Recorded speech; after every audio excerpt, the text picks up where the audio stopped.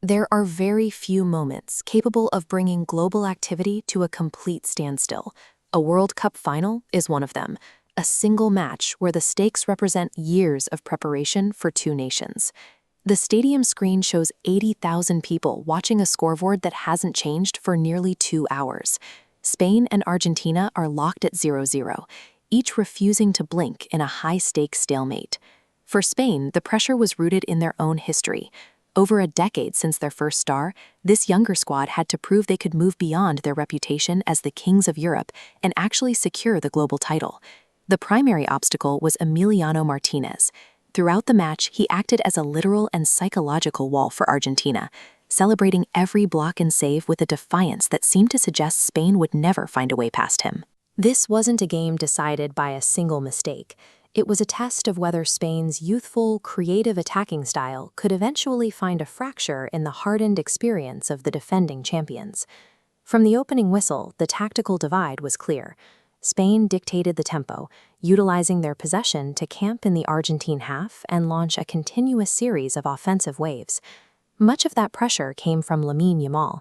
His ability to manipulate the ball in tight spaces frequently worried the Argentine defense, forcing their fullbacks into desperate last-second recoveries. Argentina responded with a disciplined survival strategy.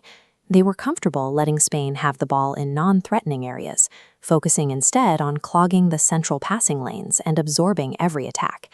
This tactical map shows why Spain struggled. Martinez's positioning was impeccable, cutting off angles early. By maintaining this compact shape, Argentina consistently frustrated players like Pedro. Inside the box, 3 defenders instantly closed in, turning scoring opportunities into corners. The mounting frustration and the physical toll of the defensive effort pushed the match into extra time. For Argentina, this was the goal: push the game into a period where physical fatigue might level the playing field. By the 110th minute, the game is no longer about talent. It's about biology. Severe muscular exhaustion causes defensive reaction times to lag by fractions of a second, creating gaps that simply don't exist in the first half. Spain's strategy focused on exploiting this. They kept the ball moving rapidly, forcing the tired Argentine defenders to sprint laterally across the entire pitch, hoping to find the one moment where a recovery run arrived too late.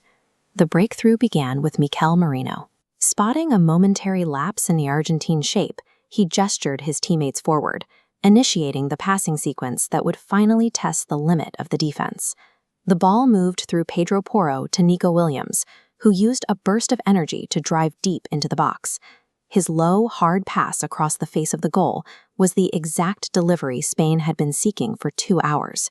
Ferran Torres met the ball with a clinical finish, thundering it into the net. After 111 minutes of relentless effort, the 0-0 deadlock was finally shattered. The goal was the result of a compounding tactical choice. Spain spent the entire match forcing Argentina to cover extra miles of space, betting that the recovery runs would eventually slow down. In the second half of extra time, that bet paid out. With only minutes left to save their title, Argentina abandoned their defensive discipline. They threw every player forward in a frantic, disorganized push to find a late equalizer. They nearly found it, but the offside flag stopped their final attempt. The devastated faces in the crowd tell the story, the realization that the defending champions had finally run out of time. At the final whistle, the stadium erupted.